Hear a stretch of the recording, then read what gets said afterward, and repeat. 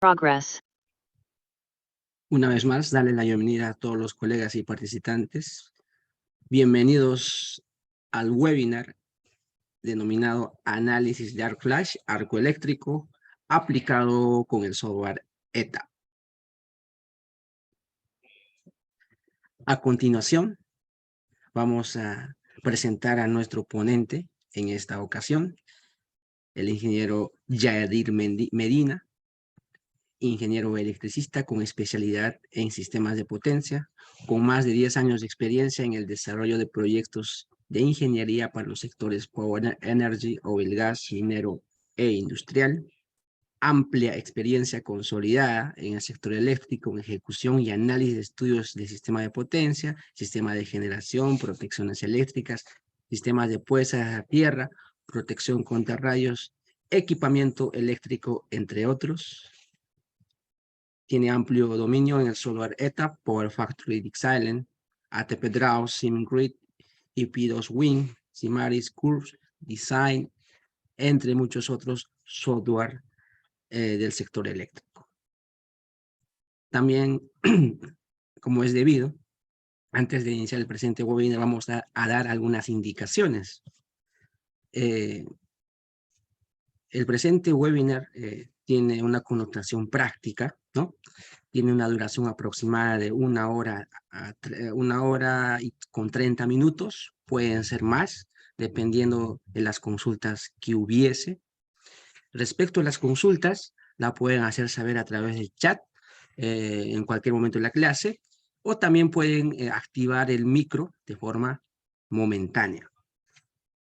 También preciso indicar que los colegas que están presentes en el aula virtual Zoom, antes de ingresar se les pidió un correo, ¿no? Justamente ahí a ese correo se les enviará tanto las diapositivas, las grabaciones, que preciso indicar que está siendo grabado el webinar, y a la vez también algunos archivos complementarios.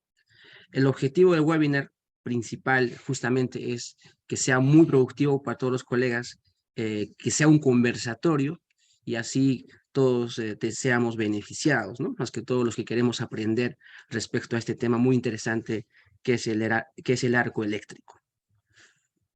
Sin más que decir, presentamos o le damos el pase al ingeniero Yadir Medina. Ingeniero, muy buenas noches. Adelante. Buenas noches, estimado Abel. Muchísimas gracias por la presentación. Buenas noches, estimados participantes. Bueno, agradecido con todos que nos están acompañando el día de hoy en un webinar más que estamos dictando en alianza y apoyo con Greener. Bueno, sin más preámbulos, vamos a dar inicio a nuestro evento del día de hoy. Estaremos básicamente conversando aspectos significativos, importantes, relevantes y básicamente cuáles serían los puntos de interés a verificar en el software ETAP referente al análisis de arc flash o riesgo de arco eléctrico. Y este es un tema de muchísimo interés a nivel internacional. Básicamente, el riesgo de arco eléctrico es algo que cada vez toma mayor importancia y aplicación mandatoria en las instalaciones eléctricas industriales, especialmente en aquellas donde todavía se ejecutan operaciones, maniobras en caliente. En caliente se entiende a potencial, a tensión. Esto nos expone a condiciones de riesgo que estaremos viendo más adelante y que ciertamente profundizaremos en la capacitación. Como siempre indico, cualquier consulta, cualquier duda, siéntase en la libertad de realizarla en el momento que precise. Puede hacerla habilitando el audio o muy bien hacerla por chat. En el caso que no desee hacerla habilitando el audio, recuerden mantener sus micrófonos apagados. Muchas gracias. Bueno, el contenido programático que tenemos para el día de hoy básicamente son 4 aspectos importantes, referenciales, puntos estructurales respecto al riesgo de arco eléctrico. El primero es seguridad eléctrica, el segundo arco eléctrico. Como tercer punto tendremos equipamiento de protección personal y como último punto, pero no menos importante, el riesgo de arco eléctrico. Bueno, iniciemos con seguridad eléctrica. Entendemos que la seguridad eléctrica son todas aquellas prácticas que nos permiten reducir, limitar o mitigar el riesgo de arco eléctrico. Y básicamente ese riesgo de arco eléctrico está compuesto por tres tipos de consecuencias nocivas que van a comprometer la integridad de la instalación y la integridad de las personas que se exponen a condiciones de trabajo a potencial. Y esas tres condiciones de riesgo son las siguientes. El contacto accidental, o conocido como el electrical shock, el riesgo de arco eléctrico, conocido como el arc flash, y las perturbaciones debido a campos electromagnéticos o conocidas como electromagnetic fields o el ENC. Si se dan cuenta, estas tres condiciones o consecuencias derivadas de las prácticas inadecuadas que imponen una precaria seguridad eléctrica están expuestas en el marco de objeto de aplicación de la NFPA 70E, el cual es nuestro código principal de seguridad eléctrica en instalaciones, las cuales se presentan técnicas o trabajos con equipamientos energizados o a potencial. ¿Qué entendemos nosotros básicamente por la gestión de la seguridad, que es la estructura que nos permite la NFPA 70 manejar para poder nosotros reducir, limitar o en muchos de los casos mitigar estas condiciones inadecuadas o consecuentes de la seguridad precaria? Debemos entender que el peligro siempre va a estar latente y el peligro siempre se va a originar por una condición de riesgo. Esta condición de riesgo, si no es controlada, va a provocar una consecuencia severa, crítica, la cual nosotros conocemos como daño. Y ese daño puede ser focalizado en la persona a la cual está realizando un trabajo a potencial y no cuenta con las condiciones de seguridad adecuadas. Ese daño puede estar focalizado a comprometer la integridad del equipamiento, el cual se expuso a un evento de riesgo, o muy bien ese daño se puede ver circunscrito en el medio circundante donde se ha realizado o se ha propiciado la condición de inseguridad. ¿Cómo nosotros podemos realizar un control adecuado de la seguridad? El control adecuado de la seguridad se realiza a través de una adecuada gestión de la seguridad para poder garantizar seguridad eléctrica en todo lo que enmarca y abarca la palabra. Pudiésemos nosotros decir entonces que esa gestión de la seguridad parte de aspectos que denominamos controles de seguridad. Y los controles de seguridad van a ir desde el foco de mayor aplicación eficiente de control de seguridad al foco de menor efectividad o eficiencia de esa aplicación. De forma, digamos, anónima, entendemos que va desde el punto de la fuente que propicia el riesgo al receptor, el cual está susceptible al daño. ¿Cuáles serían estos controles efectivos? Los controles efectivos son eliminación de condiciones inseguras, sustitución de equipamientos que no cumplan con condiciones adecuadas conforme a las normativas internacionales, adecuados controles de ingeniería, los cuales se presentan en las fases de diseño, aislar, señalizar y poder disgregar o segregar áreas las cuales estén energizadas o a potencial y poder llevar un archivo y control administrativo de cada una de las labores y trabajos. Por último, poder tener un equipamiento de protección adecuado. Si se dan cuenta, si nosotros garantizamos la eliminación de las condiciones inseguras, la sustitución, los controles de ingeniería, aislar y los controles administrativos, la efectividad que minimicen las condiciones de riesgo van a ser más eficientes a que nos focalicemos o apliquemos directamente el equipamiento de protección personal o el Personal Protection Equipment. ¿Cuál es la realidad que sucede hoy en día en las instalaciones eléctricas? No pensamos en eliminar condiciones inseguras, no verificamos que el equipamiento cumpla con las normativas internacionales, las condiciones de diseño ciertamente son precarias en gran parte por el poco training o entrenamiento, conocimiento, expertise, know-how de las personas que estén realizando diseño y por ende queremos realizar como condiciones paulatinas de seguridad, equiparnos con equipamientos inadecuados no categorizados a las condiciones de riesgo reales, lo cual va a traer como consecuencia peligro severo y daño a las personas, equipamientos y medios involucrados en la condición insegura. Por eso siempre digo, no pensemos al momento de realizar trabajos con tensión en ponernos el casco, los guantes, las chamarras o los chaquetines con un APFB adecuado. Pensemos primero en verificar condiciones inseguras en el medio circundante. Pensemos en las condiciones de sustitución no normativas o normalizadas en el equipamiento. Pensemos en los controles de ingeniería que se pudieron haber ejecutado en las fases de diseño.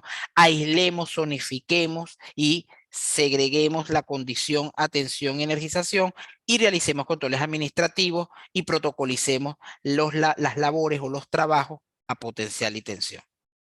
Esto nos va a garantizar mayor efectividad.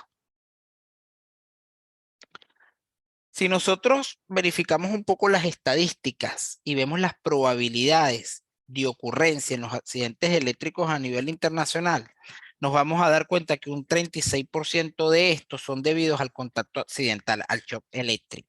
Básicamente a condiciones que no cuentan con un nivel de aislamiento o rigidez eléctrica adecuada. Un 16% de estos son indirectos, no son directos, son contactos indirectos debido a condiciones precarias en la instalación. Lo interesante de esto es que el 48% de estas condiciones que propician accidentes eléctricos son debidos a riesgo de arco eléctrico. Es la gruesa, es la preponderante. Aproximadamente 30,000 incidentes de arco eléctrico se registran anualmente en los Estados Unidos conforme al anuario de la NFPA. 30,000 accidentes eléctricos que causan pérdidas económicas severas, pérdida de la vida humana de personas involucradas en labores con trabajo con tensión y ciertamente la degradación de la instalación, corte de servicios y se compromete el medio circundante que muchas veces causa un daño a la sociedad severo. No quiero involucrar, que es un punto muy importante a tener en cuenta, los costos económicos, las demandas en laudos y en tribunales debido a cláusulas por incidentes de riesgo que se pudieron haber evitado y las no operaciones de las reaseguradoras, las cuales no cubren ante condiciones inseguras que ciertamente no sean digamos, categorizados previamente ante las labores o trabajos con tensión. ¿Qué entendemos después de ver todo el marco de seguridad eléctrica y de las condiciones que propician el riesgo? ¿Qué entendemos entonces que es el arco eléctrico o el arc flash? Es una descarga disruptiva que sucede entre dos electrodos. Lógicamente estos electrodos están a una diferencia de potencial. Esta diferencia de potencial genera campo eléctrico circundante severo. Recuerden que el campo eléctrico son líneas radiales a cargas puntuales a potencial, que cuando éste tiene un alto gradiente tiende a ionizar el medio circundante de él. Por lo general este medio circundante es aire, el aire tiende a tener una rigidez dieléctrica de 1 kilovolt por centímetro a una atmósfera. Por lo general, si hay una atmósfera polucionada, contaminada, o estamos básicamente a alturas muy elevadas por encima del nivel del mar a partir de los 1000 metros, la rigidez dieléctrica del aire es más débil porque la densidad del aire es menor, hay menos presión y se propicia la condición de cortocircuito severo, es decir, el flameo o la descarga disruptiva. Este proceso de ionización es catalizada. Recuerden que en la ionización hay un desplazamiento errático de cargas. Este desplazamiento errático crea un nuevo estado de fase. Ese estado de fase lo conocemos como el cambio de estado gaseoso a un medio plasmático. El plasma es una liberación elevadísima de temperatura. Esta elevación de temperatura genera radiación térmica ultravioleta e infrarroja extremadamente elevada y además de eso, onda de choque expansiva por el desplazamiento de cargas en forma de avalancha. Esto vamos a tener sonido, presión y estruendo y va a traer como consecuencia la defragación de gases y vapores ionizados que tienden a ser tóxicos en función al proceso físico-químico que se presenta en la degradación de la integridad de los materiales que conforman a los barrajes y al cuerpo estructural de los tableros. Si vemos una imagen un poco más detallada de lo que sucede en este evento, nos vamos a dar cuenta que vamos a tener dos electrodos. Para que tengan una idea, estos dos electrodos básicamente pueden ser los terminales de dos alimentadores que llegan a los polos de potencia de un interruptor, pueden ser dos extremos de dos barras, pueden ser ciertamente los terminales de una máquina eléctrica, etcétera. Estos dos terminales, a diferencia de potencial, al momento que se presenta la ionización, hay una descarga disruptiva. Esta descarga disruptiva va a traer como consecuencia la liberación de vapores tóxicos, típicamente de cobre, si es el material metálico, conformado también por estaño como recubrimiento de las barras. Esta liberación tiene una expansión de 67 veces mucho mayor a la de una explosión convencional debido a un cortocircuito controlado en la cámara de arco de un interruptor. Estos vapores, repito, van a ser tóxicos. Viene acompañado de radiación ultravioleta e infrarroja, típicamente con un destello luminoso de 1 por 10 a las 6 luces. Para que tengan una idea, se acerca a 1/3 de la iluminancia solar típica en el meridiano. Hay una liberación de una onda de choque expansiva a una presión de unas 30 toneladas por metro cuadrado. Esto viene acompañado de un sonido, un estruendo entre 120 a 165 decibelios por encima de los 80 tolerables con seguridad auditiva y liberación de metralla. La metralla no es más que partículas muy pequeñas que son liberadas debido a las salpicaduras del metal fundido de forma errática que va a causar laceraciones en el cuerpo de las personas o se va a incrustar en las estructuras o equipamientos circundantes. Esta radiación térmica ocasionada por la radiación infrarroja y ultravioleta, para que tengan una idea, tiene una energía incidente de más de 20.000 grados centígrados. Imagínense lo elevado y los daños que va a causar en quemaduras electrotérmicas que las vamos a ver más adelante. Bueno, ¿cuáles serían causas y ocurrencias de riesgo del arco? Lo primero es herramientas y objetos metálicos que se pueden desprender del equipamiento eléctrico por una mala reposición en una fase de mantenimiento, por dejar herramientas olvidadas, por haber hecho un ensamblaje inadecuado, una integración no conforme al estándar normativo internacional ISSI 1439, parte 1 y parte 2, o conforme a la IEEE 37 20.1, ambas requerimientos de ensamblaje de equipamientos en baja tensión, que es donde están las condiciones por lo general más severas, contactos accidentales entre electrodos energizados, sedimentación de partículas sobre electrodos debido a atmósferas polucionadas y especialmente en aquellos equipamientos que no tienen un grado de protección IP óptimo, o equipamientos que están fabricados para emplazarse en ambientes interiores y se emplazan en ambientes intemperies con atmósferas no solamente polucionadas, sino ambientes agresivos y corrosivos. Cortocircuitos severos debido a condiciones internas y externas del equipamiento. Esto pasa mucho. Tenemos tableros principales con altos niveles de cortocircuito por diseño que alimentan tableros seccionales, pequeñas longitudes donde el equipamiento de protección de corte contra corrientes de cortocircuito no es el más adecuado, fue especificado de forma inadecuada. Operaciones inadecuadas sobre los dispositivos de maniobra, diseño inadecuado en los cubículos del equipamiento, no se respetan las distancias, digamos, mínimas de seguridad y de aislamiento eléctrico, hay distancias inadmisibles, no se respetan los procesos de fabricación y de ensamblaje de los tableros, existen errores en la instalación y los procedimientos de maniobra, operación y trabajo son totalmente inadecuados.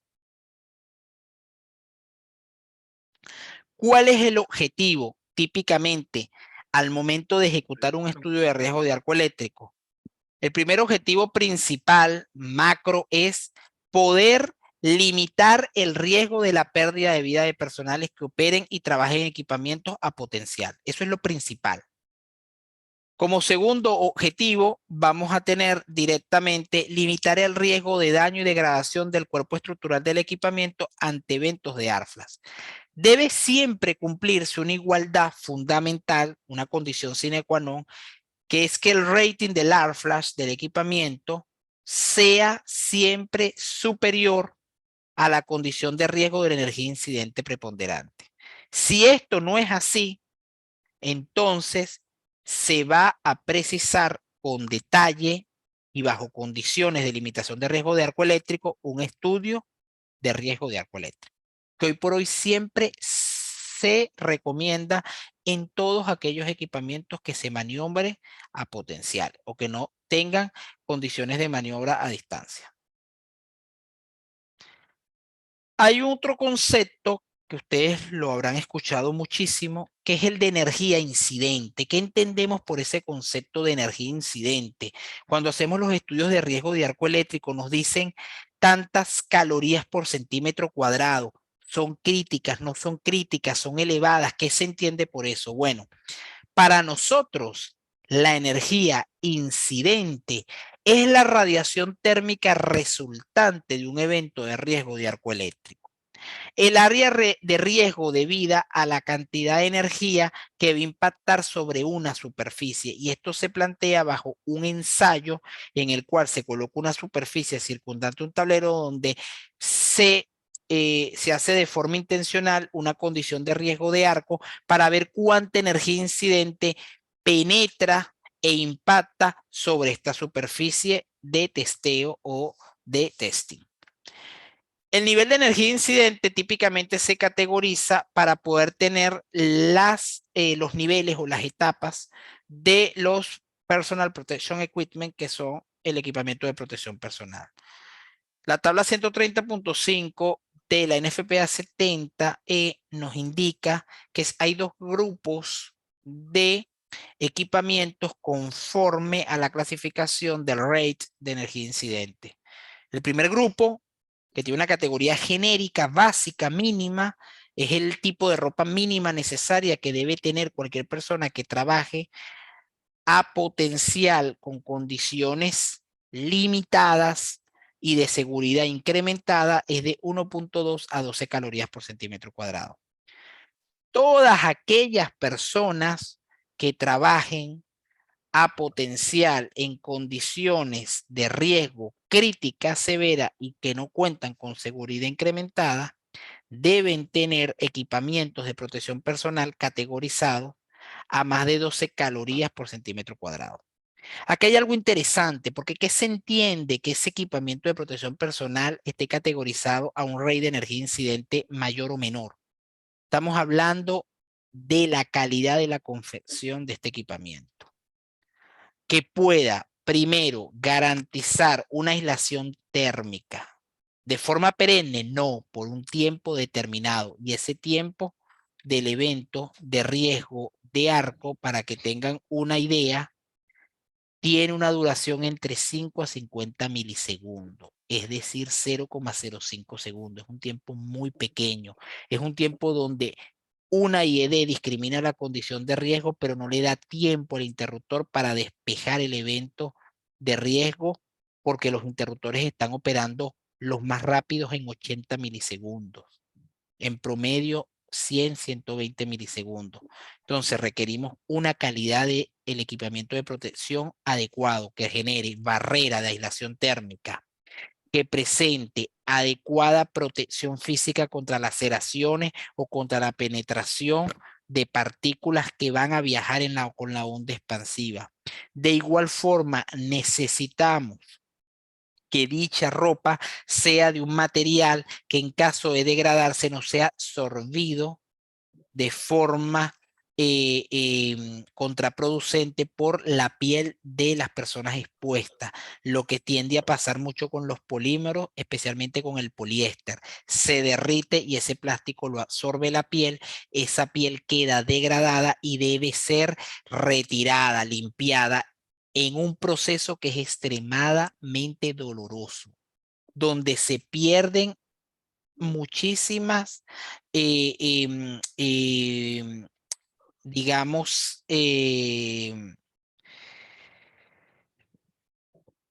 serían sensores de nervios, es la palabra, donde se pierden muchos nervios, se pierden muchas capas de piel, trae riesgo de infección, que lo vamos a ver más adelante.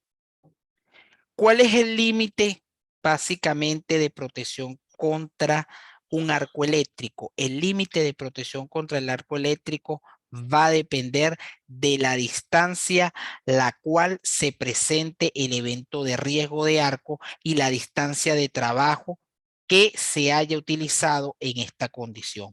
Estas distancias típicamente están correlacionadas a la reducción de energía incidente. Y la reducción de energía incidente para nosotros va a ser 1,2 calorías por centímetro cuadrado, especialmente en aquellas superficies que den hacia la cara, pecho, que son las partes más preponderantes y que tienen el porcentaje de superficie de piel más importante para no garantizar la pérdida de la vida del ser humano.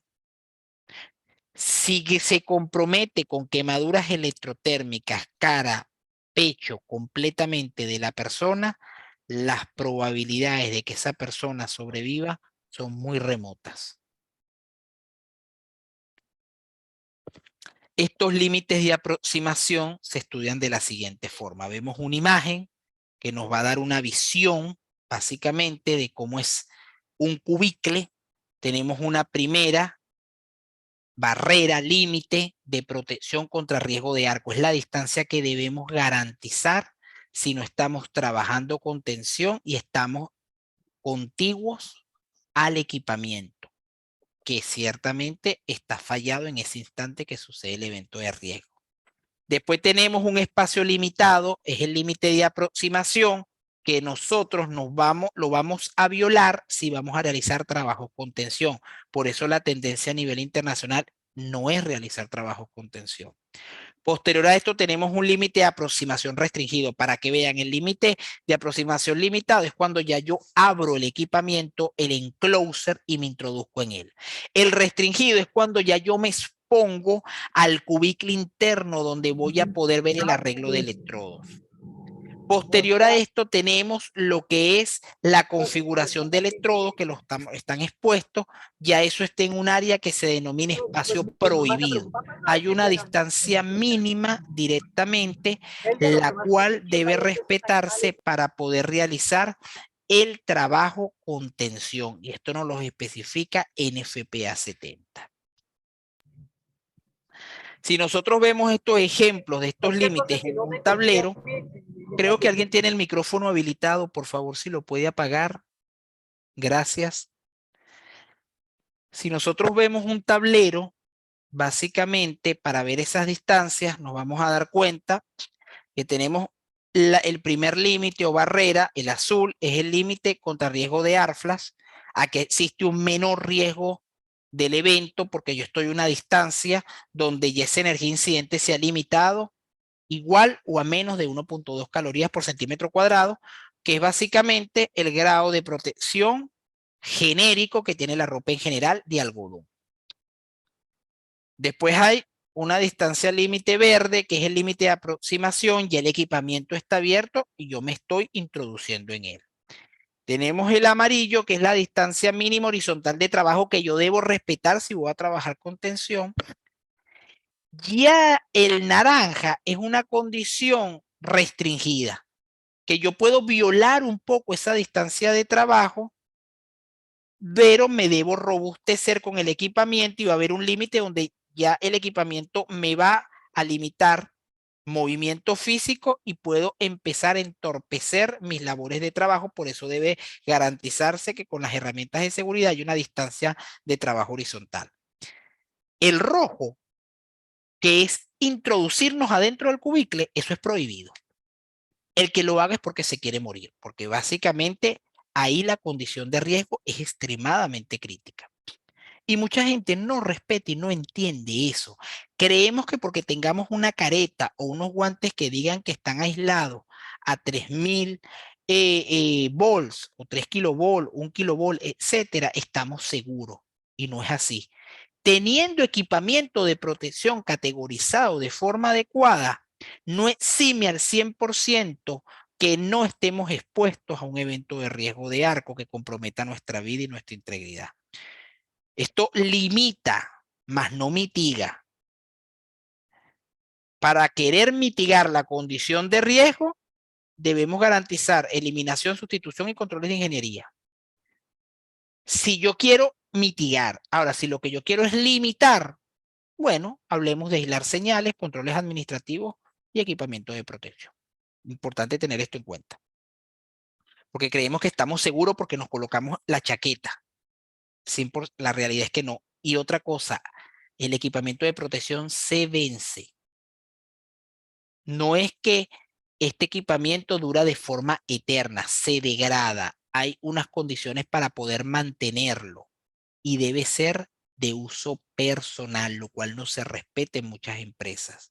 Tenemos equipamiento de protección que se empieza a compartir y que se vuelve del colectivo, que se degrada por una mala utilización.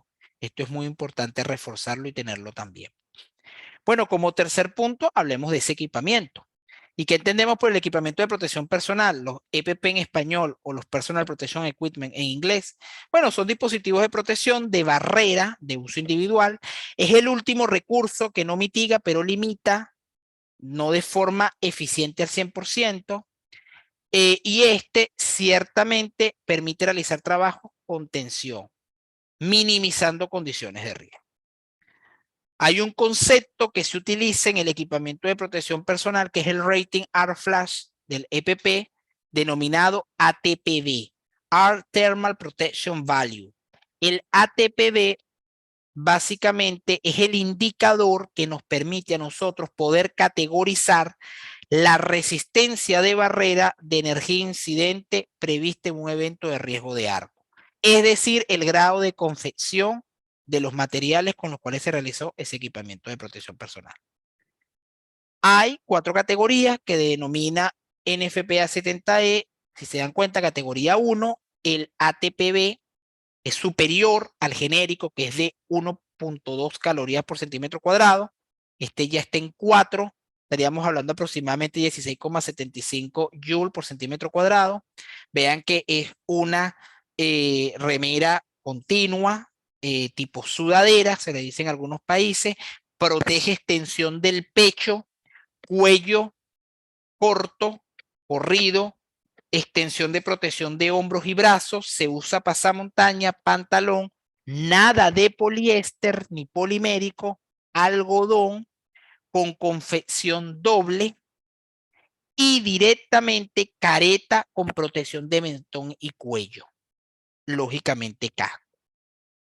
Esta vestimenta básicamente debe complementarse con anteojos, protección auditiva, guantes de cuero y calzado de trabajo con rigidez dieléctrica no menos de 1.1 kilovolt. Categoría 2, ya estamos en un ATPB de 8 calorías por centímetro cuadrado, es decir, 33,5 joules. Ya se utiliza un camisón mucho más robusto, más sólido, la confección es más adecuada y se complementa la careta con gafas de seguridad. Ya para la categoría 3, donde pasamos a 25 calorías por centímetro cuadrado, ya nos complementamos la misma ropa que teníamos anteriormente en la categoría 2, pero agregamos chaqueta parca completa, agregamos overall o jumper continuo de refuerce de barrera, una careta continua que llega a extensión del pecho, guantes de seguridad directamente que sean, en este caso, de goma hule con el grado de protección y el ATPB adecuado, gafas, protectores auditivos. Y por último, el 4 con una confección superior a 40 calorías por centímetro cuadrado. ¿Se quedan aquí? No. La normativa de revisión para el 2023 ya está en el draft evaluando una categoría 5 y fabricantes ofrecen categorías incrementadas de 80 calorías por centímetro cuadrado, 120, 140, 210, 250 y 300 calorías por centímetro cuadrado. Esto para trabajos con tensión y en condiciones de riesgo severas. Recuerden que todo esto que comentamos, NFPA 70E. ¿Qué nos dice IS 61482, parte 1, parte 2? El enfoque de la categorización tiene únicamente dos clases. Clase 1, una energía de arco transmitida de verificación de 158 kilojoules.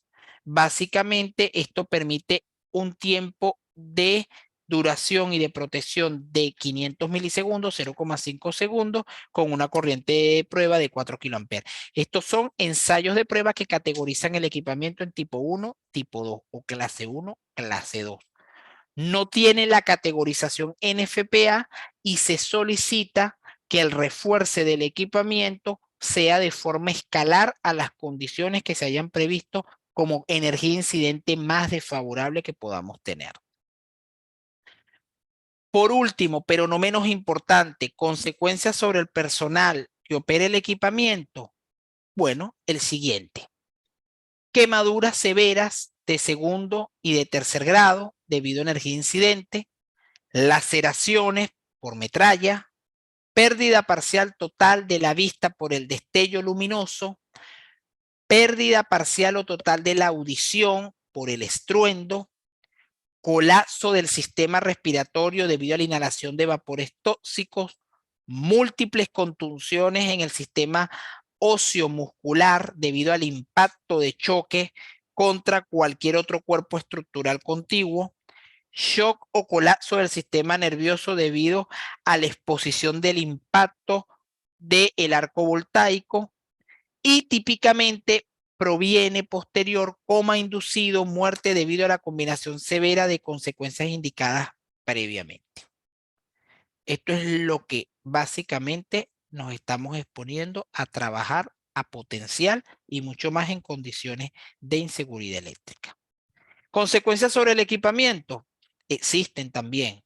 Degradación mecánica del equipamiento debido a las solicitaciones electrodinámicas, degradación del acabado del equipamiento debido a las solicitaciones térmicas, indisponibilidad operativa por colapso estructural, destrucción parcial o total del equipamiento por la alta presión y la radiación térmica, degradación físico-química de los electrodos debido a la elevada circulación de corriente en un medio ionizado.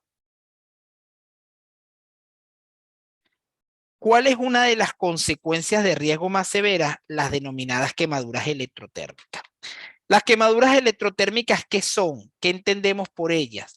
Son la principal consecuencia de muerte y daño en personas que trabajan con tensión en instalaciones donde hay riesgo de eventos de arco eléctrico.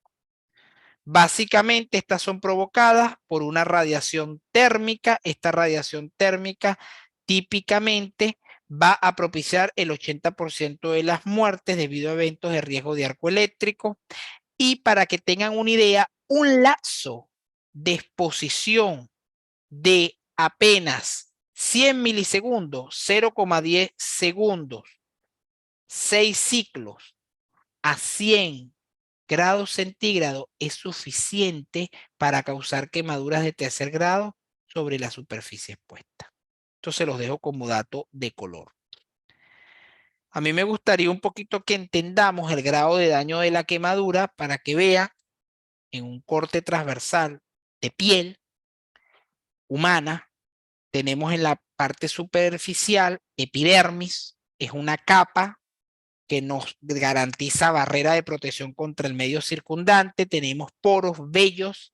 Después tenemos la dermis, es una capa donde se encuentran cada una de los nervios que nos permiten poder tener sensaciones de calor, de frío, poder propiciar un mayor detalle en la dermis de lo que sería las superficies, las texturas.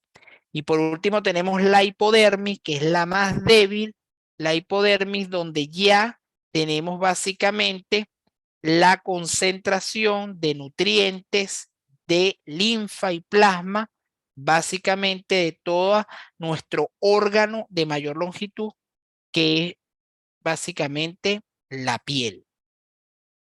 La quemadura de primer grado, vean cómo degrada básicamente ¿a quién? A la epidermis.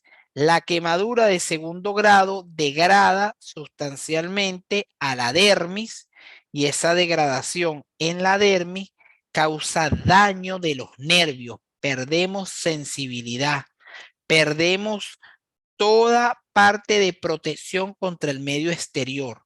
Tercer grado, ya no tenemos ni epidermis ni dermis, empieza la necrosis de la hipodermis. Para que tengan una idea, las personas tienden a morir en función a cuánto se compromete básicamente de la extensión de la quemadura. Hay una regla que se conoce como la regla de Wallace, la regla del 9%. El pecho tiene una ponderación de 9%, la cabeza 9%, el abdomen 9%, cada extensión de brazo 4,5% y las piernas 9%. Si nosotros tenemos comprometido una extensión del 40% de nuestra piel, ya esto es condición sine qua non para causar la muerte por quemaduras electrotérmicas. Es decir, pecho, abdomen, cabeza, pecho, abdomen, brazos, abdomen, piernas, ya es condición mínima para nosotros poder morir por quemaduras electrotérmicas. Cuando usted se quema, ha experimentado que le sale una ampolla. ¿Qué pasa? Degrada epidermis y dermis de forma parcial. La ampolla empieza a generarse. ¿Por qué?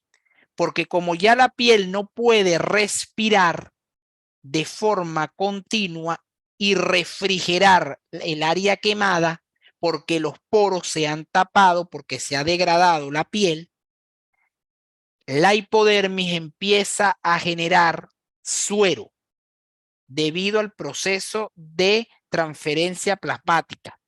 Ese suero es un proceso de refrigeración natural.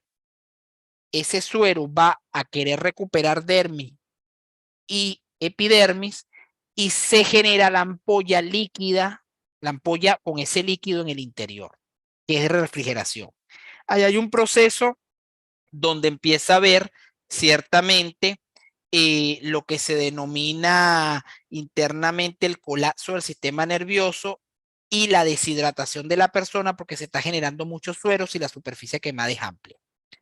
¿Qué hace la gente de forma, digamos, por ignorancia?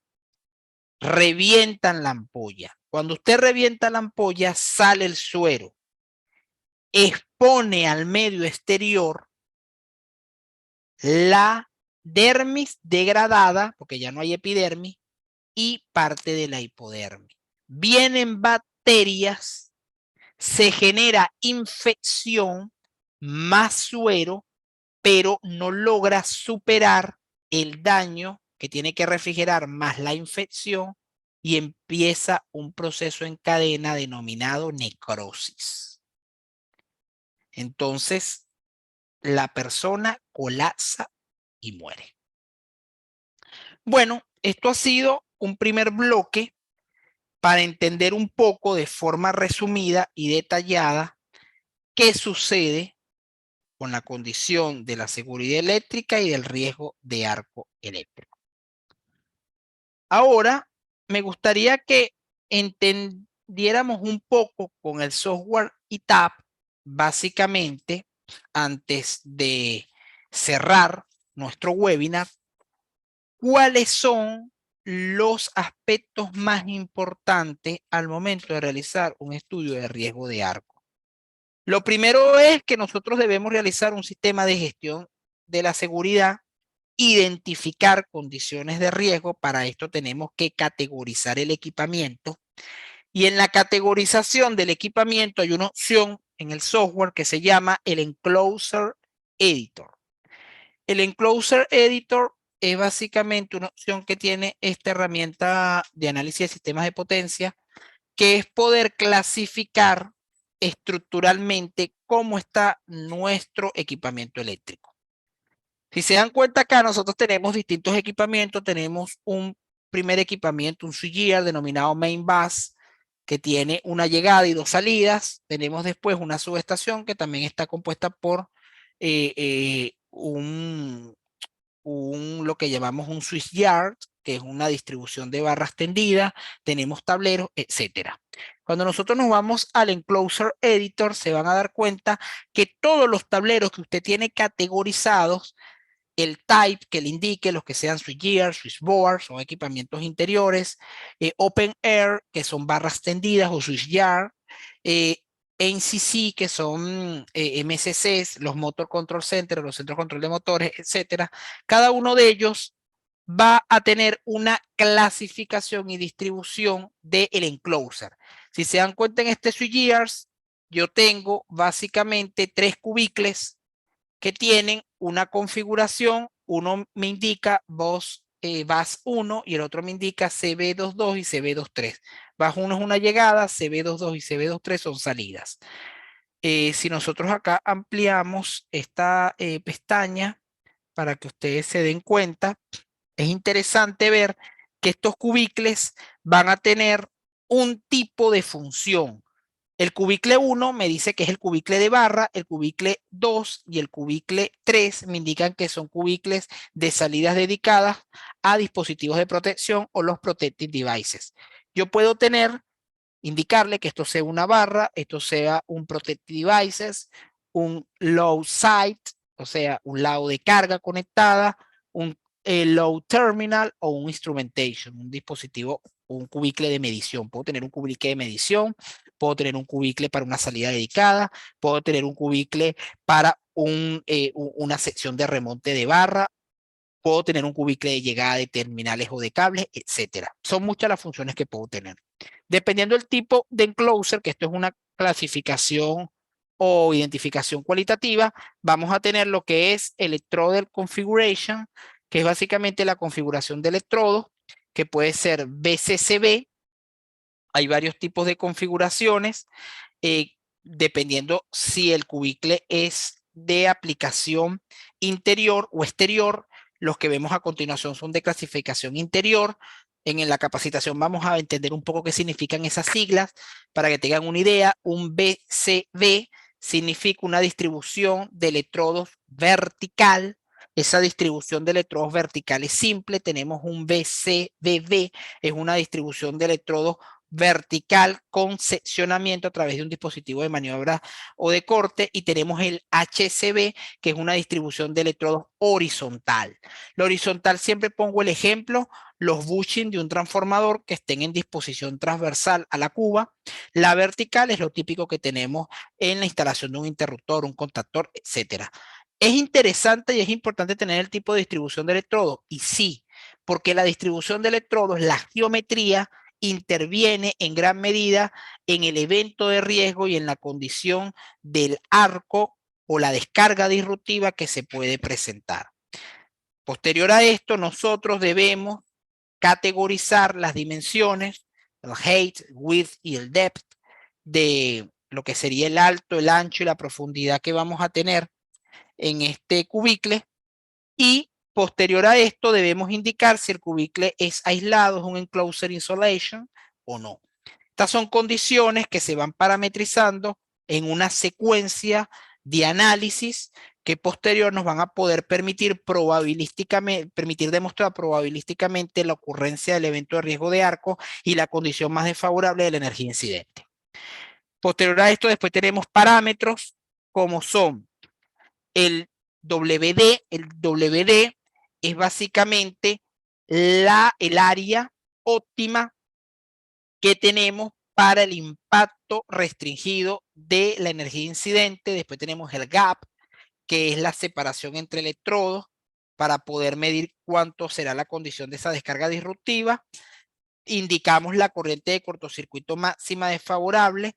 La corriente de cortocircuito máxima desfavorable puede partir de un estudio de cortocircuito o viene limitada en función a la valoración de la corriente de arco que se introduce en función a la resistencia de arco, y hay una metodología para estimarla, que eso lo veremos con más detalle en la capacitación. Debemos indicar el FCT.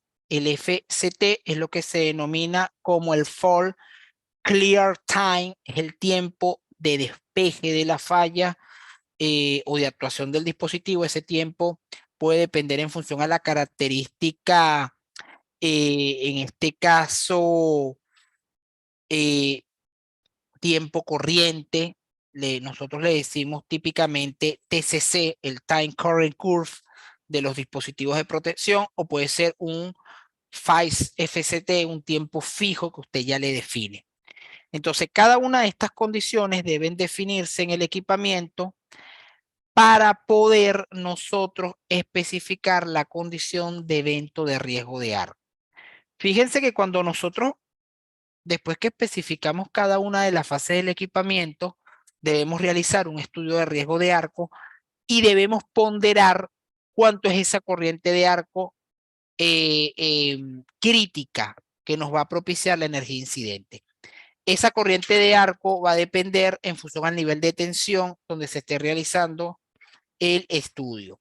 Para que tengan una idea, si nosotros estamos realizando un estudio de riesgo de arco en una instalación en baja tensión o en media tensión menor a 15 kilovolts, la corriente de arco va a ser un valor que va a tener implícito un D-rate en función a la corriente de cortocircuito. Ya cuando nosotros estamos en instalaciones superiores a los 15 kilovolts, la corriente de arco y los factores que se aplican va a tender a ser igual a la corriente de cortocircuito. Por eso debe especificarse el método. La normativa para poder realizar el estudio de riesgo de arco de forma adecuada es IEEE 1584. IEEE 1584 tiene una serie de condiciones que se deben evaluar: el tipo de corriente de cortocircuito. Debemos verificar la limitación para poder obtener la corriente de arco, la denominada IB/F. Debemos verificar las condiciones de contribución de las cargas, la limitación de la energía incidente, etc. Posterior, se debe establecer el clearing time, que es el FCT, el for clearing time, el tiempo de despeje. ¿Cómo lo vamos a hacer? Verificándolo por el estudio de protecciones. Lo vamos a hacer limitando un valor fijo. Debemos establecer también los parámetros del equipamiento de protección que se van a tener fijos por IEEE 1584. Ya se tienen unas dimensiones en función al tipo de equipamiento, o es un valor definido por el usuario. Lo mismo es para poder categorizar lo que son las clases de protección que tenemos conforme a NFPA 70E, y posterior a esto se debe establecer el estándar para el estudio de cortocircuito. Para nosotros, al momento de realizar el evento de riesgo de arco, entender un poco, básicamente, cuáles esas condiciones de energía incidente que nos dan y esos valores de corriente de arco. Poder entender esta corriente de arco de 21,827 kiloamperes nos está dando una condición que excede el rating del R rating o el AFTB del equipamiento de protección personal. Y nos dice, bueno, debes tener en cuenta que el AFB, que es el R flash boundary, esa distancia de aproximación es de 35.9 pulgadas. La energía incidente la tienes en 683,6 calorías por centímetro cuadrado a 18 pulgadas y el FCT que se está considerando es 0,376 segundos. Poder interpretar esto, cómo recategorizamos el equipamiento, se están cumpliendo las distancias de seguridad adecuadas, se está cumpliendo lo que es el tiempo de actuación adecuado. Debemos verificar el estudio de coordinación.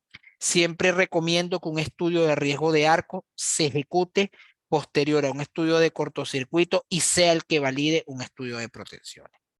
Bueno, con esto, básicamente nosotros hemos finalizado nuestro webinar el día de hoy. Esto es un overview de un tema que es extremadamente extenso, un tema que es tendencia a nivel internacional y que está en tela de discusión, y hay mucha literatura y mucha tinta escrita en materia de seguridad eléctrica. Muchísimas gracias. Si hay alguna consulta, estoy presto a poderla clarificar si está en mi saber. Perfecto. Agradecemos al ingeniero Yair por la disertación de este bloque, ¿no? Entonces ahora pasamos al siguiente bloque, justamente con el tema del conversatorio. Antes de responder las consultas que están en el chat, invito a los colegas que, que también puedan, vía audio, ¿no? Dar su opinión, o algún comentario o alguna consulta también. Primeramente vamos a iniciar con el caso del tema del audio y luego pasamos al caso de las consultas vía chat. A ver, les escuchamos.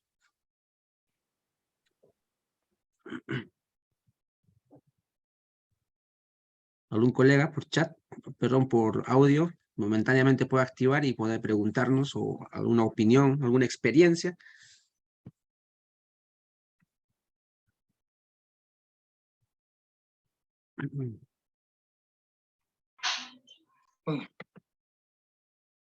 Perfecto. Ingeniero Rivera, creo que estaba a punto de intervenir. Hola, buenas noches. Buenas noches.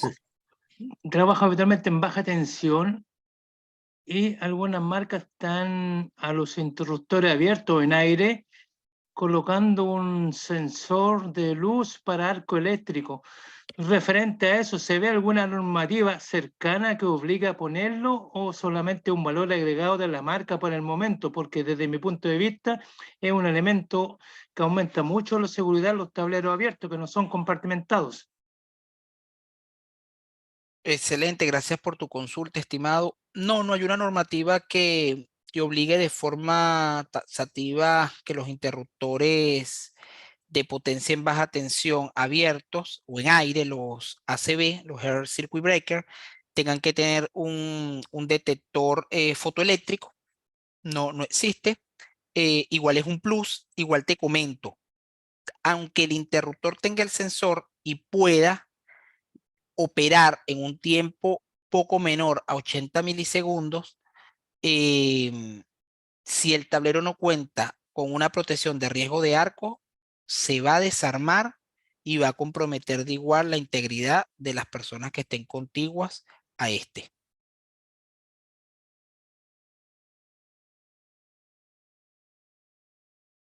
Correcto, muchas gracias.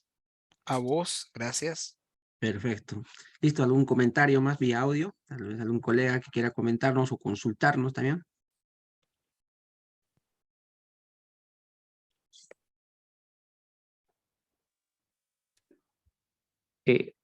Bueno, una Sí. consulta.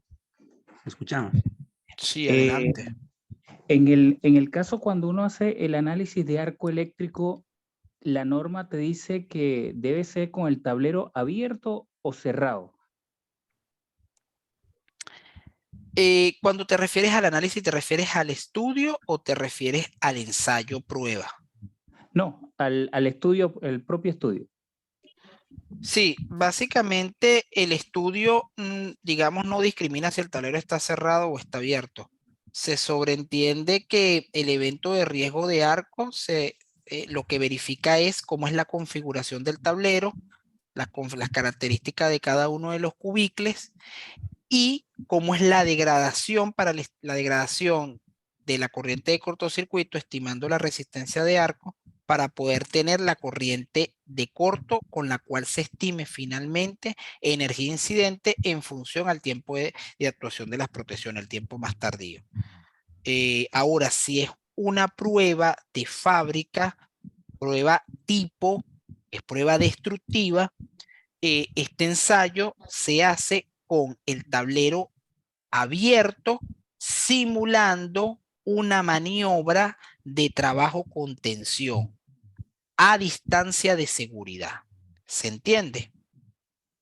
Recuerden que el evento de riesgo de arco no es que es imposible que suceda con el tablero cerrado, pero probabilísticamente la ocurrencia de que suceda con el tablero cerrado es porque hubo negligencia de las personas que previamente han desenergizado el tablero y lo energizan posterior con una herramienta que dejaron internamente en el arreglo de barraje o en algún elemento potencial porque no contaron con una lista de verificación de herramientas. Las condiciones típicas que suceden en el evento de riesgo de arco es que el tablero tiene algún cubicle abierto, expuesto, y se está realizando un trabajo con tensión. ¿Se entiende esto? Sí, sí. Los tableros que presentan condiciones de riesgo de arco con el tablero cerrado son tableros que están mal fabricados y el evento de riesgo de arco sucedió con la maniobra de un interruptor o de un dispositivo, valga la redundancia, de maniobra, el cual propició un evento de riesgo de arco en sus terminales o contiguo a sus terminales.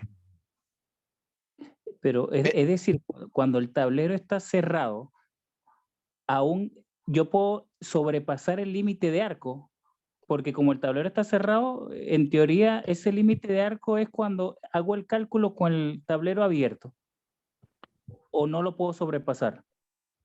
Sí, hay algo que hay que entender. Si sobrepasas el límite de arco es porque vas a hacer un trabajo con tensión. El trabajo con tensión puede ser pasando la distancia de seguridad de restricción o únicamente la distancia de trabajo horizontal porque lo que vas a realizar es una energización o una desenergización. En ambos casos, tú estás pasando la distancia límite de arco. En ambas condiciones tienes que tener equipamiento de protección. Deben haber condiciones de seguridad adecuadas porque le estás pasando esa distancia y debes saber que aunque tengas equipamiento de protección, estás expuesto. Aunque el equipamiento de protección tenga un AFTB superior a la energía incidente más desfavorable que puede ocurrir, igual es una probabilidad de ocurrencia de que tú expongas la integridad de tu vida en ese momento. Por eso la tendencia hoy en día a nivel de trabajo con tensión es eliminarla. Es que las energizaciones sean remotas y a distancia. Que no tenga que existir personal que tenga que trabajar a potencial. Y si tiene que trabajar a potencial, sea con las condiciones de seguridad máximas. A ese punto voy. ¿Para quién debe respetarse siempre la distancia de seguridad de arco? Es para las personas que no van a trabajar en el tablero, ni que lo van a tocar, energizar, ni mucho menos que lo van a abrir para hacer algún arreglo puntual como el de la imagen. Esas personas no tienen equipamiento de protección o si lo tienen en limitado a 1.2 calorías por centímetro cuadrado. Esas personas deben desplazarse a esa distancia o fuera de esa distancia de riesgo de arco. Al desplazarse esa distancia, en el caso que haya un evento de arco, la energía incidente que les va a impactar a ellos va a estar limitada a 1.2 calorías por centímetro cuadrado. Ellos estarían en teoría protegidos.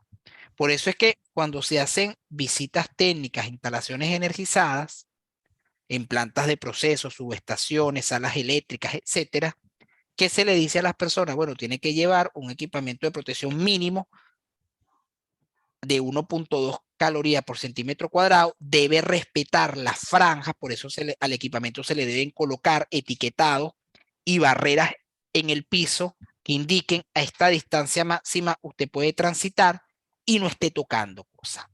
A esa gente que le gusta estar tocando los tableros y mucho menos equipamiento metálico que no sabemos si está equipotencializado de forma adecuada, eso no debe estarse haciendo. ¿Se entiende?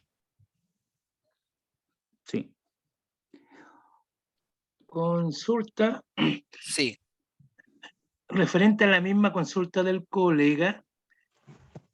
El tester o el instrumento de medida, las puntas de medida tienen que ser por lo menos categoría 3 o 4. Sí, la tendencia es que sea doble aislada y la punta no debe estar descubierta, solamente el extremo final de contacto. De igual forma, la longitud de extensión, porque hay algo que pasa, hay una norma IEC que te reglamenta la longitud de la punta en función al nivel de tensión y a las categorías del equipamiento donde estés trabajando. Por lo general, nosotros siempre pensamos cuál es la categoría de aislamiento, pero no pensamos en la longitud. ¿Se entiende esto? Lo mismo pasa con los guantes. Pensamos, bueno, yo voy a trabajar en baja tensión si yo tengo unos guantes aislados a 1000 volt, a 1500, o si somos muy puristas a 3000 volt, estoy protegido. No, no es solamente pensar en la condición de aislamiento, rigidez dieléctrica. Debemos pensar en el AR Flash Rating, en el ATPB, en la condición de protección debido a la energía incidente que podemos estar expuestos. ¿Se entiende esto? Sí, correcto, porque se da mucho que si bien hace ya muy buen instrumento, no revisan las puntas, que a veces vienen dañadas y como trabaja uno con tensión, se cortan las distancias. No Claro. puede producirse un mini arco, un arco, derechamente. Por eso lo más adecuado es no medir tensión con puntas en tableros industriales. Debemos tener acceso a detectores de tensión capacitiva. Ya directamente se cuentan con detectores de tensión de calidad de servicio adecuados, sensores adecuados en los cubículos para poder tener la tensión que se desea sensar en los puntos de interés, sin necesidad de tener que nosotros acometer con un multímetro al cubículo, porque nos estamos exponiendo. Además, entiéndase, todo el equipamiento de protección, los guantes, las puntas, se pierde movilidad física. Se coloca la punta, hay un desplazamiento en falso de una punta con respecto a la otra y nosotros ya propiciamos la condición insegura. ¿Se ve? Sí. Además el calor, todo lo que en el medio, muchos tableros están en salas eléctricas donde la sensación térmica es elevada, más todo el equipamiento que se tiene se está sudando, se empañan, por eso se pide tener un pasamontaña que permita poder absorber el sudor, que no te obstaculice la visión, y debes tener caretas y lentes que tengan una, digamos, clasificación ISO para que no se empañen. Eso es otra cosa súper importante. Pasa mucho. Te Sí, agradezco los comentarios porque aquí en Chile se da mucho que instalan analizadores de red que traen unas puntas de tensión, unas pinzas de corriente y en general no cortan al automático, lo hacen con todo energizado y te diré que no se ve muy sano que lo hagan desde el punto de vista de seguridad. sí, yo siempre pongo el ejemplo de, digamos, hay un ejemplo que para mí es muy importante, que es el siguiente. Mucha gente dice, bueno, yo tengo 20 años trabajando con tensión, ya yo soy un experto, no me ha pasado nada. siempre hay una probabilidad de riesgo. Yo siempre pongo el ejemplo de, cada vez que hacemos un trabajo con tensión, tenemos un frasco de 1000 pastillas. Una te mata. Las 999 hacen que te ganes $1 millón. ¿Y qué haces? ¿Te la tomas al azar, cualquiera? La probabilidad de que te ganes el millón es elevada. Hay una pequeña probabilidad de que te mueras. Habrá gente que no se la toma, habrán otros que sí. Bueno, así sucede con la condición de evento de riesgo. Puede haber las condiciones de que nunca sucede el evento de riesgo, pero puede llegar el momento que sí. Y bueno, la persona se tomó la pastilla y murió. Muchas gracias, Yadir. A vos, gracias a vos. Excelente. Vamos a pasar a la siguiente consulta. Bueno, para los colegas que tal vez por X razones van a estar retirándose, ahorita vamos a seguir respondiendo las consultas. Preciso indicar que las diapositivas y también la grabación del presente webinar serán compartidos a más tardar en el día jueves, ¿no? O si no, mañana, a todos los colegas que proporcionaron sus correos al momento de inscribirse en el webinar taller, ¿no? Si por algún motivo no se pudieron inscribir y están en el aula virtual Zoom, les invitamos a integrarse a nuestra comunidad, más que todo a los grupos, ya que por X razones, cuando no llega el correo o por otro medio, más que todo la información del webinar, como son diapositivas, grabaciones, cualquier otro detalle o documento de soporte, por medio de WhatsApp también podemos compartirla. Es una forma más directa de acceder a a la información, ¿no? Ahí está en el chat, pueden integrarse a cualquiera de los grupos, tanto Telegram o WhatsApp o cualquier. También podemos integrarnos al caso de LinkedIn o Facebook. Dicho eso, vamos a pasar a la siguiente pregunta. Ingeniero William Franco nos dice una pregunta un poquito ya de hace algunos momentos. Según la definición, ¿se puede considerar como arco eléctrico cuando ocurre en la apertura de desconectadores de alta tensión? Ya que la definición menciona que ocurre ante un cortocircuito, ¿no? Eso es lo que comentó William Franco. Sí, recuérdense que el riesgo de arco eléctrico ocurre básicamente cuando hay una descarga disruptiva entre dos electrodos a una diferencia de potencial. La condición de cortocircuito es cuando hay un contacto accidental entre dos electrodos que tienen una diferencia de potencial. Hay dos conceptos que no debemos confundir. Uno es el arco eléctrico y el otro es el arco voltaico. El arco eléctrico sucede porque hay un contacto accidental entre dos electrodos, lo cual genera una descarga disruptiva. Eso es arco eléctrico. Lo que sucede en los seccionadores, cuando usted abre un seccionador bajo carga, en alta o en media tensión, y en baja tensión, lo mismo, el seccionador es un elemento de maniobra que en líneas generales no está especificado, a menos que así lo indique, para interrumpir corrientes de carga y mucho menos corrientes de fallo de cortocircuito. Entonces, en ese momento, al momento que usted desplace la cuchilla va a tratar, al momento de desplazarse, se va a presentar un arco voltaico que va a tratar de oponerse al cambio previo que lo anticipaba, que era la energización. Entonces, en ese momento de desenergización va a haber un arco voltaico severo. Fíjense que ese arco voltaico, ¿por qué se mantiene? Porque hay elevado campo eléctrico que empieza a debilitarse a medida que se va desplazando la cuchilla. Pero ese campo eléctrico, en el momento que se va desplazando la cuchilla, como el gradiente es elevado, es fuerte, él va a empezar a ionizar el medio circundante, que es el aire. Empieza a generarse un canal imaginario, un canal conductivo. Ese aire ahí circundante empieza a propiciar un canal ionizado que permite que ese arco esté directamente, físicamente y palpable, se vea. Por eso es que muchos sesionadores tienen un accionamiento rápido de actuación para debilitar ese arco.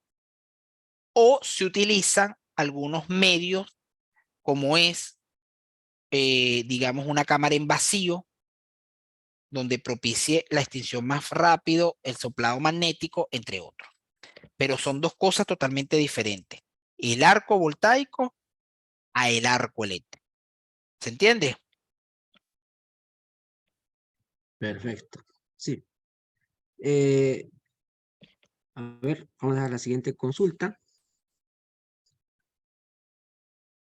Bueno, hay un colega, Lenin Natera, ya creo ese comentario ya lo resolvimos vía audio. Lo comenta Lucio Sortija. ¿Qué tipo de material es el más recomendable? O qué material tiene mayor durabilidad? Supongo se refiere al tema de los tableros, ¿no? No, básicamente o sea, la durabilidad del cuerpo estructural de los tableros. Los tableros básicamente se fabrican de acero, por lo general. Los que son metálicos, los que no son poliméricos, y tienen un tratamiento a diamagnético y epóxico en la calidad de lo que sería el recubrimiento de la pintura. La calidad del cuerpo estructural, lo que se busca es que tenga una estructura óptima para poder aguantar las solicitaciones mecánicas debido a la condición del evento de riesgo de arco. Perfecto.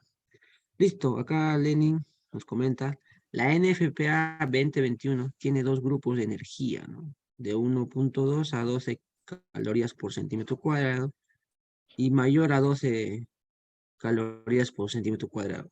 Para estos dos grupos también se indica los CPP requeridos.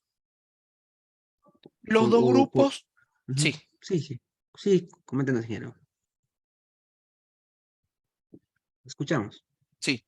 Los dos grupos son dos categorías principales y generales para indicar que el equipamiento genérico básico está desarrollado con ropa de algodón a 1.2 y ya cuando utilizamos equipamiento de protección categorizado para riesgo de arco, está típicamente a partir de las 12 calorías por centímetro cuadrado. Con todo y eso, esas 12 calorías básicamente entrarían en una categoría tipo 2 porque tenemos la categoría 1 a 4 calorías. Entonces eso es como para tener una idea, una visión de cuáles las dos grandes líneas que se mantienen para la clasificación del equipamiento. ¿Cuento con equipamiento o no cuento con equipamiento? Si no cuento con equipamiento, igual debo tener una protección mínima de 1.2 porque yo sé que voy a estar cercano a la distancia de seguridad contra riesgo de arco donde la energía incidente se ha limitado a 1.2. Si cuento con equipamiento de protección, debo tener una protección, una FPV adecuado porque voy a introducirme adentro de esa distancia límite de protección. Es decir, donde la energía incidente va a ser de un valor en función a la corriente de arco estimada. Excelente. Algunas últimas consultas. Acá nos comenta Lucio Sortija, ¿qué parámetros eléctricos tienen mayor influencia en los resultados del estudio de arc flash y la energía incidente? El primero es la configuración de los electrodos, el nivel de cortocircuito, las condiciones de actuación de los dispositivos de protección y por último, pero no menos importante, es necesario entender la condición de trabajo que se va a realizar, especialmente para poder definir la distancia de trabajo horizontal mínima necesaria. Perfecto, gracias. Aquí Alexander Portales, al tener las barras aisladas con resina epóxica o con cinta termocontraíble, ¿me ayudaría a controlar mejor el riesgo de arco eléctrico y la temperatura del gabinete? Te ayudaría a poder reducir, porque no mitigas al 100%, pero sí reduces el contacto accidental. De igual forma, la temperatura no. La realidad es que el polímero, el epóxico, no es un buen, digamos, transmisor de calor. Y el tema de la temperatura va a depender de cómo sea el arreglo estructural y si tienes canales de disipación de vapores y gases en el interior del tablero. Excelente. Últimas 3 consultas. Luis Lucio Sortija dice, ¿el estudio de Arc Flash puede modificar los ajustes del estudio de coordinación de protecciones? Totalmente. Es más, la tendencia es realizar estudios de coordinación de protecciones validados por un estudio de riesgo de arco. Porque muchas veces tenemos que acelerar los tiempos de actuación de los dispositivos de protección para poder reducir de forma adecuada las energías incidentes prospectivas que pudiésemos tener ante eventos de riesgo de arco. Entre más tardío operen las protecciones, el evento de riesgo de arco va a estar presente en tiempos mucho mayores. Y recordemos que solamente una exposición de unos 100 milisegundos ya nos garantiza quemaduras de tercer grado. Perfecto. La penúltima consulta de Javier Hueltala dice, tal vez se podría mostrar la etiqueta, bueno, supongo que se refiere al ETAP, que arrojaría el software para poder pegar en el tablero, ¿no? Bueno, el tema del software, está ahí la grabación, se puede detallar, o si no, también forma interna, ¿no? A ver, Sí, a ver. el etiquetado, fíjense que ya después que nosotros hacemos todo lo que es el clasificado y las condiciones de riesgo de arco, nosotros vamos a tener en la parte del report algo que es el label English. Aquí se puede configurar para tener también el etiquetado a través de Crystal Report. Nosotros podemos configurar los distintos tipos de etiquetas. No están normalizadas. La norma te indica lo mínimo que debe tener la etiqueta. Tú eliges la que desees para los tipos de tableros que ciertamente desees. Se puede utilizar un tipo de etiqueta en función a las condiciones de riesgo de arco que ciertamente se han estimado. Entonces, en función a los tableros que nosotros tenemos categorizados, está este diseño que yo seleccioné. Este es el diseño 3.5x7 Warning 1 BAS, donde, bueno, mínimo te tiene que indicar una señal de warning, digamos, de atención, de alerta, donde te dice que estás expuesto a un arc flash and shot hazard, o sea, estás expuesto a riesgo de arco y a contacto accidental. Te debe indicar el AFB, el arc flash boundary, te indica que es de 5.4 pies. Ese arc flash boundary es la distancia de seguridad de riesgo de arco. A menos de 5.4 pies, tú estás expuesto a una energía incidente crítica que va a ser mayor a 1.2 calorías por centímetro cuadrado. A partir de 1.4 pies, estás expuesto a una energía incidente igual o menor a 1.2 calorías por centímetro cuadrado. Después te indica la energía incidente que tienes. Esa energía incidente que vas a tener es la expuesta violando la distancia restringida que es en el interior del cubicle, que es de 5.9 calorías por centímetro cuadrado. Y después te indica la distancia de trabajo recomendable, que es la que se ha condicionado para ciertamente esa labor que se va a realizar en el tablero. Te da la categoría del equipamiento de protección recomendado, te indica el nivel de tensión nominal al cual pudieses estar expuesto un shot hazard voltage, es decir, tú deberías tener equipamiento con una rigidez eléctrica superior a este nivel de tensión. Te indica el limit approach, que es la distancia limitada, 3.5, y te indica el restraint approach, que es a un pie, y fíjate que a esto es donde se está verificando esta incident energy. Y con esto podemos tener distintas, estos serían tipos o arreglos o configuraciones de etiqueta. Por ejemplo, voy a elegir esta. Fíjate que esta es otra. Nosotros también podemos diseñar la que quisiéramos.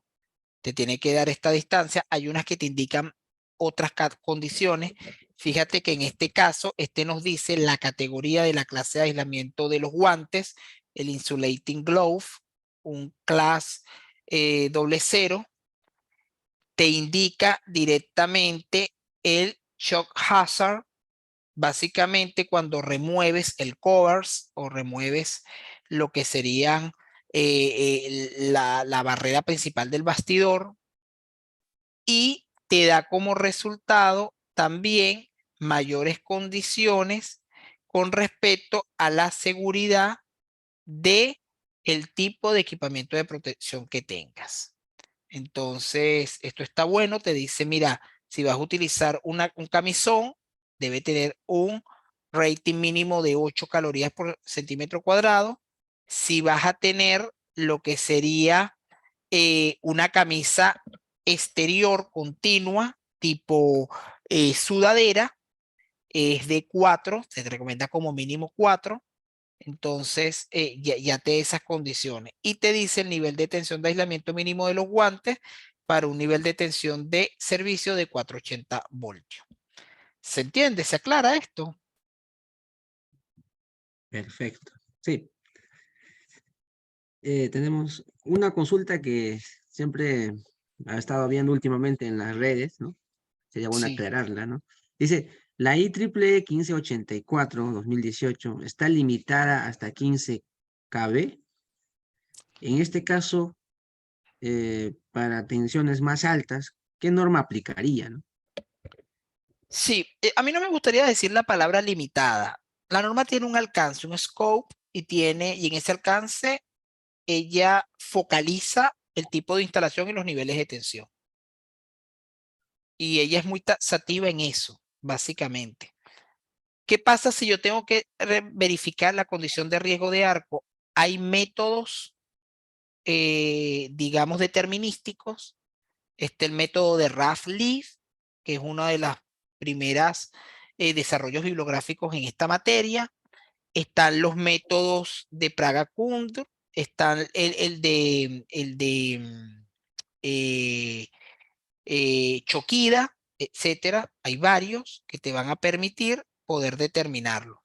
Yo voy a mostrar acá unos papers, un segundo, mientras que busco unos papers de unos métodos para determinar condición de riesgo de arco a niveles de tensión superior, que son complementarios con IEEE 1584, 2018. Un segundo mientras que busco el paper, o bueno, los papers.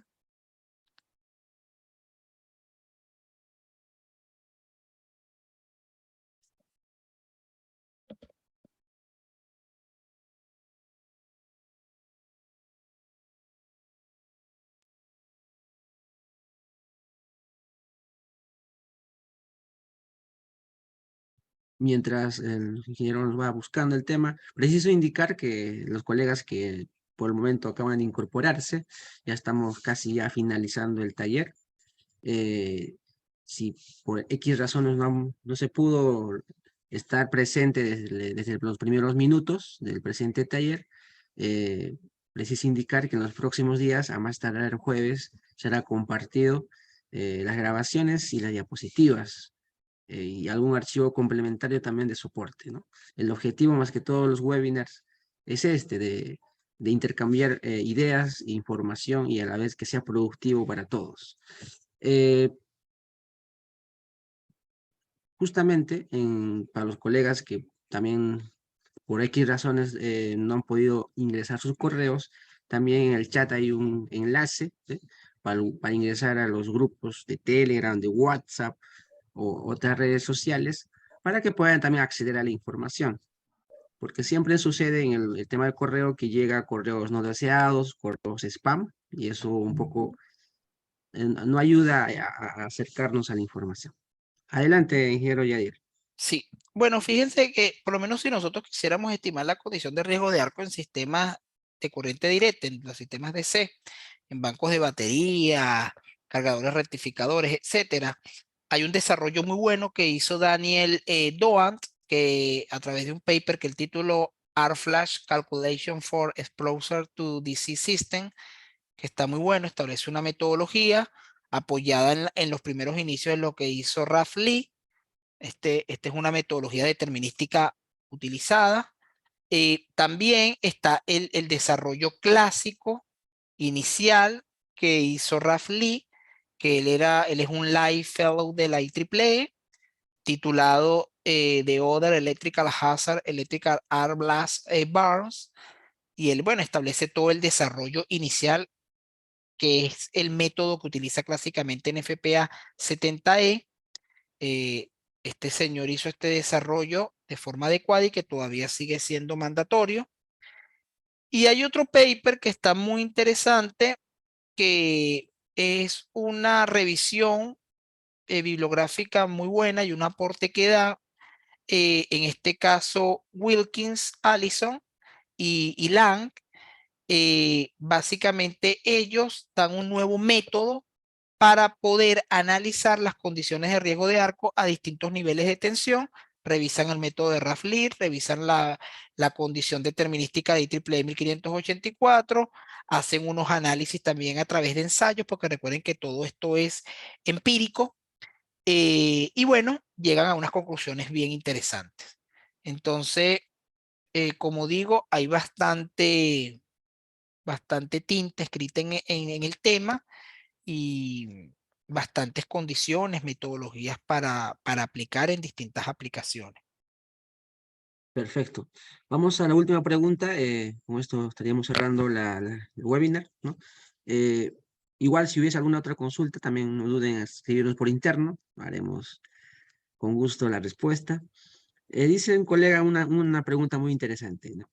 Una consulta. Para trabajos en líneas aéreas energizadas de medio voltaje o de media tensión, ¿qué tan prudente es el uso de pantalla arc flash, ¿no? Al producirse el evento de arco? Sí, son adecuadas. Son adecuadas, y las barreras de aislamiento también. Fíjense que también se utiliza mucho lo que es la pantalla, que permite la continuidad del flujo de potencia de la línea con el operador. Hay muchos métodos. Por lo general, la condición de riesgo de arco en las líneas no tiende a ser tan severa como sucede en el equipamiento, porque la condición de que haya contacto accidental por las distancias que se manejan en aire son mucho mayores. Entonces es poco probable. Lo que vamos a estar expuesto es arco voltaico, que es a contacto accidental. Por eso recordemos, una cosa es el arc flash, que va a estar asociado al arc blast, a la explosión por arco eléctrico. Otra cosa es el shock electric, que está asociado al arco voltaico. Y otra cosa es la perturbación por EMC. Son tres cosas totalmente diferentes. Perfecto. Listo. Bueno, hay un colega que nos comenta respecto al tema de protecciones y el análisis de arc flash. Sí, efectivamente, sí hay una relación muy estrecha. Igual ya se respondió hace algunos minutos. Con eso estaríamos finalizando. Como comento una vez más, si hay consultas adicionales, con gusto las respondemos internamente. También acá nos comentan el tema de los papers, no, el detalle de los papers. Ingeniero nos puede comentar que hay un derecho de autor, ¿cómo nos podría decir esa parte? Los colegas comentan por chat.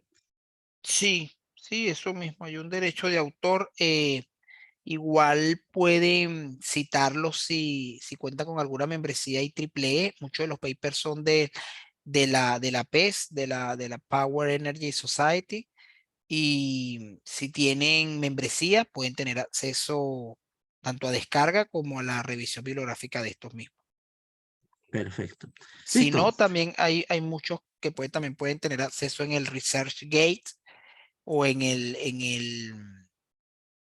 hay otro portal para revisión de papers que es uy, se me fue el nombre, ResearchGate y IHS, Global IHS.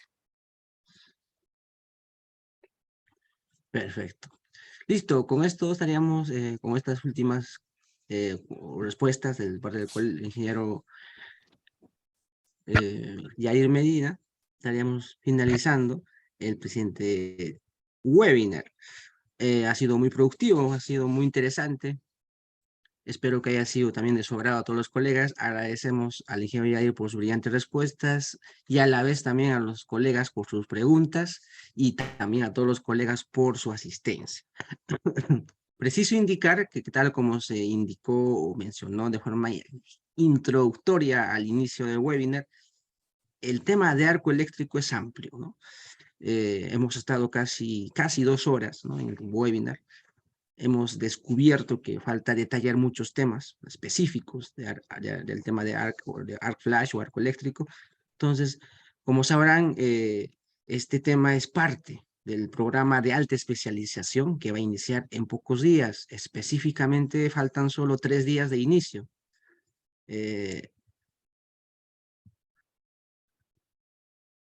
Como se comentó en algunos momentos, el ingeniero Yadir es parte del staff de docentes, de ponentes expertos de este programa que inicia en 3 días, específicamente el 14 de enero, ¿no? Tenemos al ingeniero Rubén Pahuacho, también excelente profesional, ¿no?, en el caso de alta tensión.